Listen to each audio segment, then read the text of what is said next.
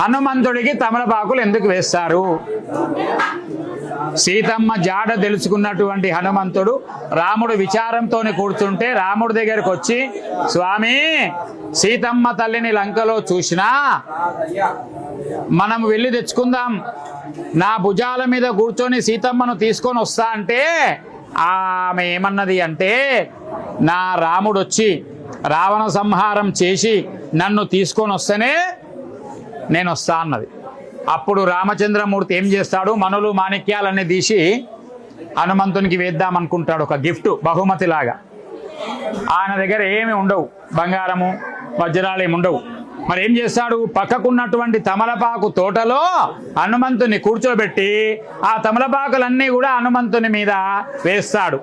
అప్పుడు అంటాడు హనుమంతుడు, మొట్టమొదటిసారి రామచంద్రమూర్తి నా మీద తమలపాకుల వర్షం కురిపించినాడు కాబట్టి ఎవరైతే భక్తులు రామ రామ రామ రామ అని తమలపాకుల అర్చన నా మీద చేస్తారో రామ దర్శనం చేయిస్తా అంటాడు హనుమంతుడు. అందుకే తమలపాకుల మాల వేయడము హనుమంతుడికి శ్రేష్టమైంది.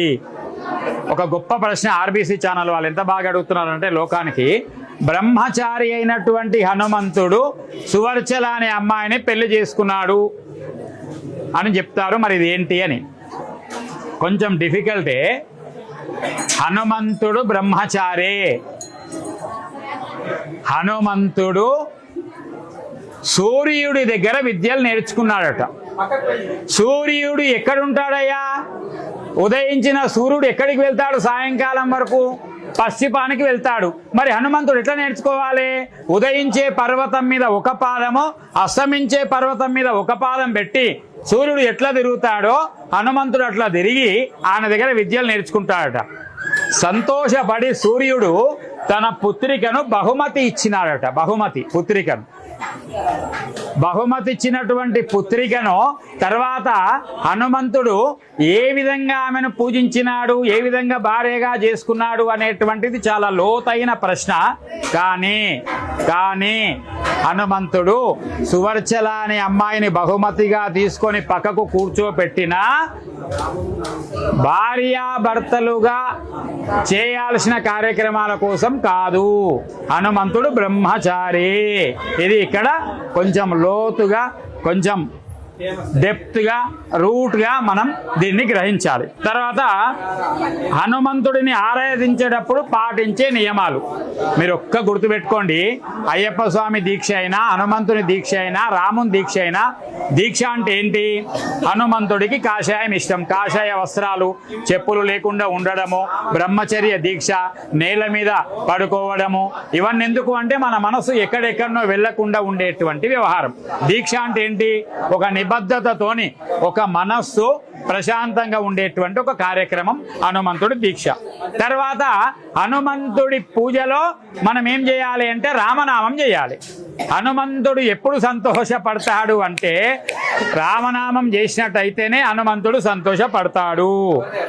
తర్వాత రోజువారీ జీవితంలో తీవ్రమైన ఒత్తిడి, డిప్రెషన్ పెద్ద ప్రశ్న మీ ఛానల్ ద్వారా సమాజానికి చెప్పాలమ్మా.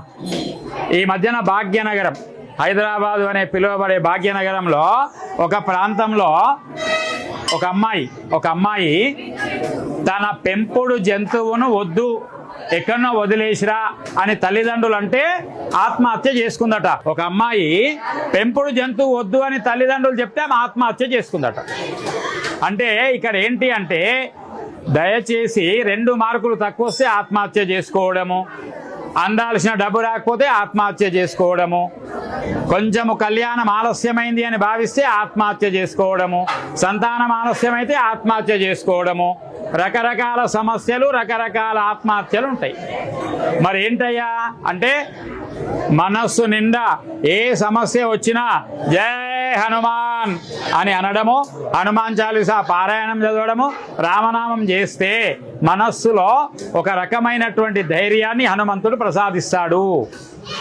కొంచెం సహనంగా ఉండాలి. డిప్రెషన్ అంటే ఏంటి? ఒక వ్యధ, ఒకే దాని మీద తీవ్రమైన బాధతో ఉండి ఆత్మహత్యకు దారితీసేటువంటి వ్యవహారం. హనుమంతుని మించిన పూజ లేదు, హనుమంతుని మించిన ధ్యానం లేదు ధైర్యం, స్థైర్యం రావడానికి. అందువలన హనుమంతుని పారాయణం చేస్తే ధైర్యస్థైర్యాలు వస్తాయి. తర్వాత తులసీదాసు గారు హనుమాన్ బాహుకు రచించడం వల్ల, తులసీదాసు వారు హనుమాన్ బాహుకు రచించడం అనేది ఏంటి అంటే, తులసీదాసు గొప్ప భక్తుడండి. తులసీదాసు గొప్ప భక్తుడు, ఆయనను మించిన భక్తులు లేడు. కాబట్టి ఆయన ప్రేమతోని రచించడమే, దానికి వెనకాల ఉద్దేశం ఏం లేదు.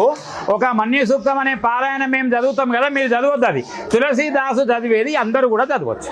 అదే తేడా. పండితులు పామరులు అంటే, ఇక్కడ పండితులు పామరులు అంటే కులాలు మతాలు కాదు. కొన్ని విద్యలు వేదం ద్వారా వస్తాయి.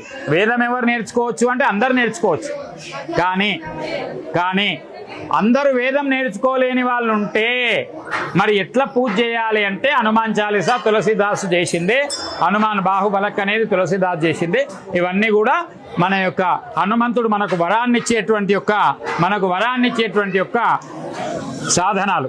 కేవలం స్తోత్రం పఠించడం వల్ల శారీరక నొప్పులు, కీళ్ళు, ఇవన్నీ కూడా వ్యాధులు ఎట్లా పోతాయి అంటే ఒక్కటే అమ్మ, ఇక్కడ నమ్మకం, భగవంతుడి మీద గట్టి నమ్మకం.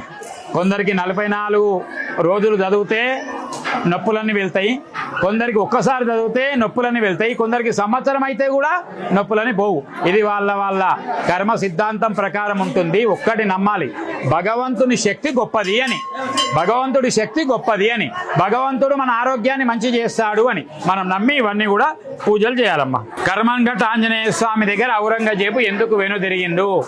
స్వామి, కర్మన్ఘట్ హనుమంతుడు గొప్పవాడే. ఔరంగజేబు వెనుదిరగడం కర్మన్ఘట్ ఒక్కటే కాదు, ఇట్లా చాలా ఉన్నాయి, చాలా ఉన్నాయి.